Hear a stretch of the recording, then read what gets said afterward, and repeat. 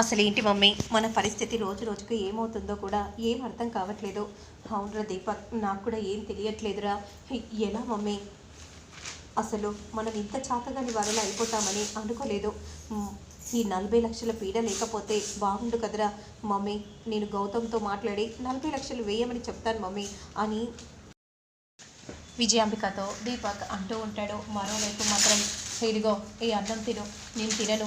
ఇన్నేళ్లుగా నువ్వు వచ్చిన ప్రతిసారి భోజనం దగ్గరే ఎప్పుడూ సతాయిస్తూ ఉంటావు. ఇప్పటికీ చాలా రోజులు అవుతుంది. అలా తినకుండా ఉండటం కరెక్ట్ కాదు. నేను తిననని చెప్తున్నాను కదా, మీరు ఎంత చేసినా సరే నేను మాత్రం తినను అని అనగానే వెంటనే గౌతమ్కి రౌడీలో ఫోన్ చేస్తారు. చెప్పురా. హలో అన్న, భోజనం తినట్లేదన్నా. ఏమైనా జరిగితే ఏమైనా జరగనివ్వరా, చస్తే చావనివ్వు, కానీ చనిపోయే ముందు మాత్రం డాక్యుమెంట్స్పై తన సంతకం మాత్రం పెట్టించడం మర్చిపోకో అని గౌతమ్ అంటూ ఉంటాడు. సరే అన్న, ఇదిగో ఈ పేపర్స్పై సంతకం పెట్టు.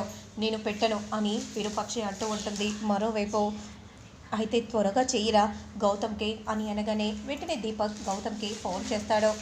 హలో, చెప్పు చెప్పు దీపక్, మాకు అర్జెంటుగా 40 లక్షలు కావాలి. ఎప్పుడు డబ్బు డబ్బేనా? అసలే నేను ఇప్పుడు చాలా టెన్షన్స్లో ఉన్నాను. నీకోసం మేము చాలా రకాలుగా ఇబ్బంది పెడుతున్నాం, కానీ డబ్బులు వేయడానికి నువ్వు ఆలోచిస్తున్నావా? చెప్పాను కదా, 40 లక్షలు అంటే ఎలా ఇవ్వాలి? ఎప్పుడు డబ్బేనా? అయితే ఏంటి? అసలు నేను చాలా టెన్షన్స్లో ఉన్నాను.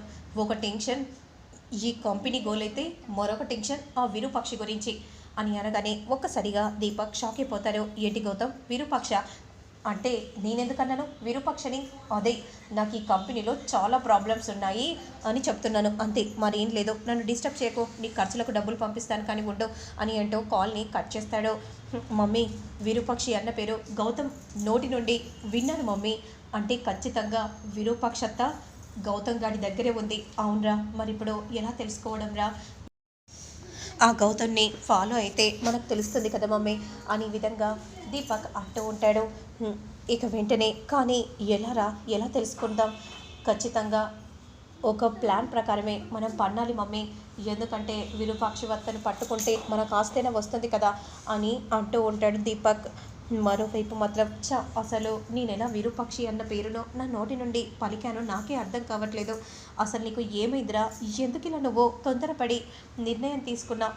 ఎందుకన్నావు? కొంపతీసి దీపక్ కానీ అనుమానం వచ్చేసిందా అని మనసులో గౌతమ్ అనుకుంటూ ఉండగా, నీకే చెప్పేది, భోజనం చేస్తావా లేదా? నేను చెయ్యను అని విరూపాక్షి అంటూ ఉంటుంది. నాకేమైనా అయితే మిమ్మల్ని ఎవరిని కూడా వదిలిపెట్టాడో అని విరూపాక్షి అంటూ ఉంటే, మరోవైపు ఇక పద మమ్మీ, మనం వెంటనే ఆ ప్లాన్లోనే ఉండాలి. విరూపాక్షి అత్త ఎక్కడ ఉన్నా సరే మనం పట్టుకొని తీరాలి.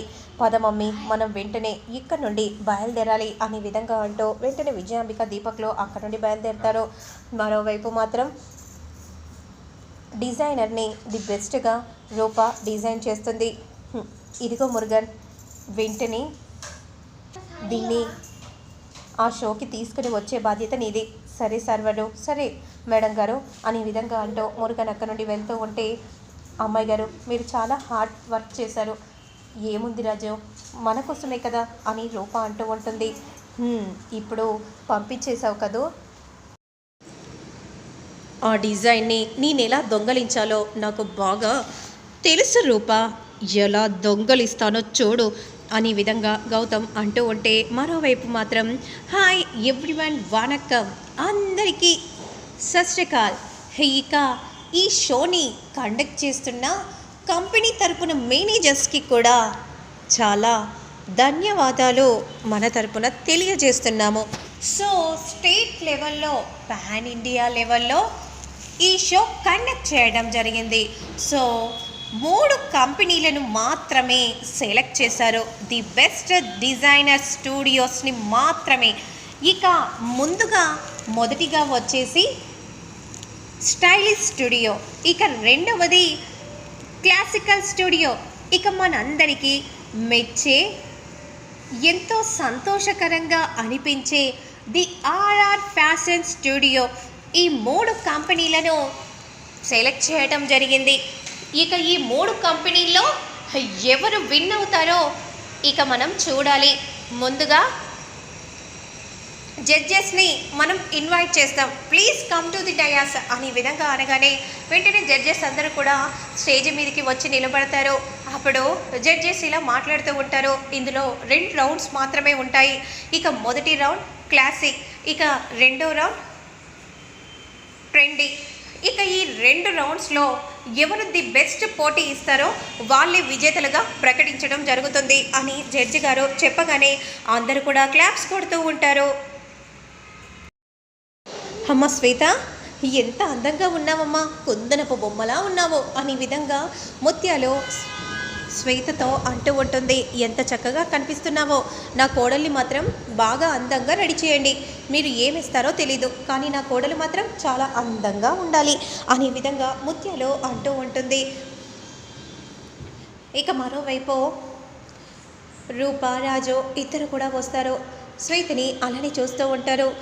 నాకెందుకో కంగారుగా ఉందమ్మాయి గారు, ఎందుకు రాజు ది బెస్ట్ డిజైనర్స్ని సెలెక్ట్ చేశారు, కానీ వాళ్ళని చూస్తుంటే మాత్రం చాలా అందంగా కనిపిస్తున్నారు. రాజు, గొప్పతనం అనేది డ్రెస్సింగ్లోనే ఉంటుంది రాజు, నువ్వేం కంగారు పడకు, ఖచ్చితంగా మనం గెలుస్తామన్న నమ్మకం నాకుంది అని రూప చెప్తూ ఉంటుంది. ఇక మరోవైపు స్టేజ్ మీదకి ఒక్కొక్కరిని ఇన్వైట్ చేస్తూ ఉంటే అందరు కూడా క్లాప్స్ కొడుతూ ఉంటారు. ఈ గౌతమ్ ఏంటి ఇంకా రాలేదు అని మనసులో రేణుక అనుకుంటూ ఉండగా, మరోవైపు 2 రౌండ్స్లలో గెలిచిన విజేతకు స్టేట్ లెవెల్లో, పాన్ ఇండియా లెవెల్లో ది బెస్ట్ స్టూడియోగా, డిజైనర్ స్టూడియోగా ప్రకటించడం జరుగుతుంది అని అనగానే అందరూ క్లాప్స్ కొడుతూ ఉంటారు. అయితే ముందుగా మన ట్రెండీ స్టూడియో రాబోతోంది అనే విధంగా అనగానే ఒక్కొక్కరిగా అలా వాకింగ్ చేసుకుంటూ వస్తూ ఉంటే, అమ్మాయి గారు ఇంకా డ్రెస్సింగ్ కూడా రాలేదు, రాజు ఇంకా ఉంది కదా, టైం ఉంది కదా, నువ్వేం కంగారు పడకు. ఇక ఇప్పుడు సెకండ్ వచ్చేసి మన క్లాసిక్ డిజైనర్ స్టూడియో అనే విధంగా అనగానే అలా ఒక్కొక్కరిగా వచ్చి ఫ్యాషన్ షో చేసి వెళ్తూ ఉంటారు. ఈ గౌతమ్ గాడేంటి ఇంకా రావట్లేదు అనే విధంగా మనసులో రేణుక అనుకుంటూ ఉండగా, రాజు నువ్వేం కంగారు పడుకు రాజు అనే విధంగా రూప చెప్తూ ఉంటుంది. మరోవైపు ఒక్కొక్కరిగా అలా ఫ్యాషన్ షో చేస్తూ ఉంటారు. రేణుక మాత్రం కంగారు పడిపోతూ ఉంటుంది.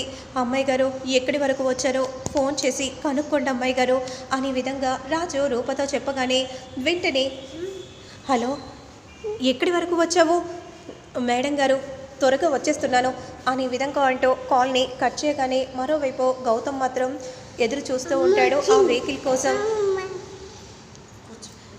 ఇక అప్పుడే, ఏమైంది అమ్మాయి గారు? ఏం లేదు రాజు, దగ్గరలోకి వచ్చేసాడంట, ఆల్రెడీ ఆ డ్రెస్ని తీసుకుని వచ్చేస్తున్నాడు, నువ్వేం కంగారు పడకు రాజు అనే విధంగా రూప చెప్తూ ఉంటుంది. హో, దగ్గరికి వచ్చేస్తున్నారా, ఆ డ్రెస్ అసలు ఇక్కడికి వస్తే కదా అని రేణుక అనుకుంటూ వెంటనే గౌతమ్కి ఫోన్ చేస్తుంది. హలో గౌతమ్, ఎక్కడ ఉన్నావు? రేణుక, ఆ డ్రెస్ని మాయం చేసేస్తాను, ఆల్రెడీ దగ్గరలో ఉన్నారంట. సరే రేణుక, నేను చూసుకుంటాను అని అంటూ కాల్ని కట్ చేయగానే, అది కూడా ఆ వెహికల్ వస్తుంది కదా, ఆ డ్రైవర్ పక్కనే ఆ డ్రెస్ ఉంది, నువ్వేం చేస్తావో నాకు తెలీదు, ఆ డ్రెస్ని దొంగలించు. అసలు వీడు ఎక్కడికి వెళ్తున్నారా, ఏం అర్థం కావట్లేదు, ఫాలో అయితేనే కదా మమ్మీ విరూపాక్షి అత్త ఎక్కడ ఉందో తెలుస్తుంది. మరోవైపు అది కూడా ఆ వెహికల్ వచ్చేసింది, త్వరగా వెళ్ళరా అని అనగానే కార్కి ఎదురుగా రోడ్డులో నిలబడగానే ఆ డ్రైవర్ కార్ని ఆపేస్తాడు. ఇక ఆ డ్రైవర్ని కొట్టి అందులో ఉన్న డ్రెస్ని తీసుకొని వచ్చి గౌతమ్కి ఇవ్వగానే వెంటనే గౌతమ్ ఆ డ్రెస్ని చూసి నవ్వుకుంటూ ఆ డ్రెస్ని అగ్గి మంటతో అంటు పెట్టేస్తాడు. అదంతా చూసిన విజయాంబిక షాక్ అయిపోతుంది. అది కూడా దీపక్, అటు చూర్రా, అవును మమ్మీ వాడు గౌతమ్ లాగే కనిపిస్తున్నాడు మమ్మీ అని అంటూ ఉంటే ఇక ఆ డ్రెస్ మొత్తం కూడా పూర్తిగా కాలిపోతుంది.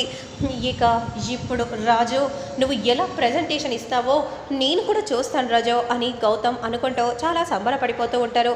ఇది కూడా ఆ విరూపాక్షి మాత్రం చాలా జాగ్రత్తగా చూసుకోండి, అర్థమవుతుందా? సరే అన్న, నేను త్వరగా వెళ్ళాలి, అర్జెంట్ వర్క్ ఉంది, ఫ్యాషన్ షోకి వెళ్ళాలి అని అంటూ గౌతమ్ అక్కడి నుండి బయలుదేరుతూ ఉంటాడు. మరోవైపు మాత్రం పాపం వీళ్ళేమో ఇక్కడ డ్రెస్ తీసుకుని వస్తారని అనుకుంటున్నారు, ఆ డ్రెస్సే రాదని వీళ్ళకు తెలియదు అని రేణుక అనుకుంటూ చాలా సంబరపడిపోతూ ఉంటుంది.